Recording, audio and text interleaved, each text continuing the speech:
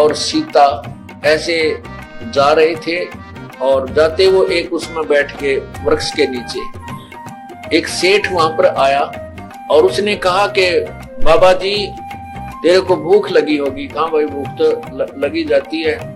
तो उनको भोजन कराया, अच्छी तरह आहार करवाया।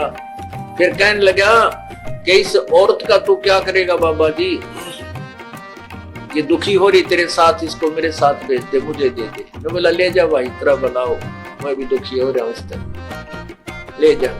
और सीता उसके गेल उठ के चल, अब जा भगवान तो सेठ के पास जा, इसको आवश्यकता होगी रोटी टूका बनाने की, खाना खुना बनाने की, चलेगी। अब उसने सेठ ने तो ऊपर दोबारे में छोड़ दी, तू यहाँ नहा धो ले और कपड़े बदल ले, अच्छे बढ़िया कपड़े ले दिए। अब सेठ जी आध घंटे के पाछे गया, ऊपर कुआड़ खोले तो वहां शेरनी का रूप धारण करके वह शेरनी दिखाई दी। और सेठ जी तो उल्टा कुला करता हुआ पड़काले लोट करता हुआ तला आगे पड़ा, मर गया मर गया मर गया, क्या हो गया? और किसी नहीं बताओ, भाजा गया जहाँ पीपा जी बैठे थे। कहने लगे महाराज जी उसने ले आओ ना भाई, राख तो है अभी तो कुछ दिन राखते ले, आज भी ना पूरा भी दिन ना होया रहता है। मैं बोला नहीं कभी मर जाएगा मैं तुम्हारे दिया, वो शेरनी बन की बात है।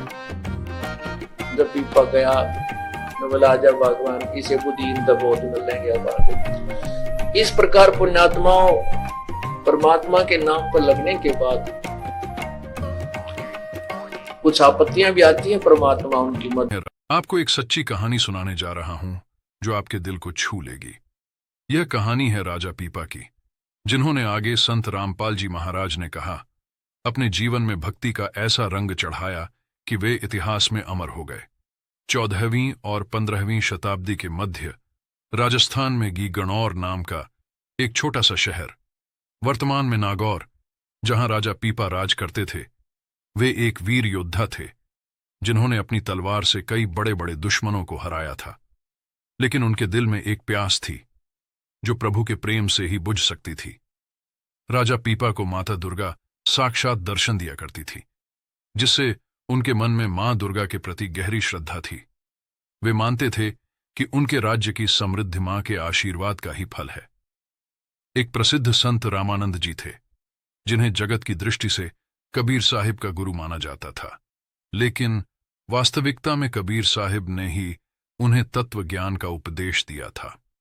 उन्होंने रामानंद जी को सभी ब्रह्मांड को दिखाया और सतलोक में सतपुरुष का दीदार कराया। इस अनुभव से स्वामी रामानंद जी को यह ज्ञान हुआ कि काशी में जुलाहे के रूप में लीला करने वाले कबीर वास्तव में साक्षात पूर्ण ब्रह्म कबीर परमेश्वर हैं। एक बार जब स्वामी रामानंद जी गिगनर आए तो राजा ने उन्हें अपने महल में आमंत्रित किया।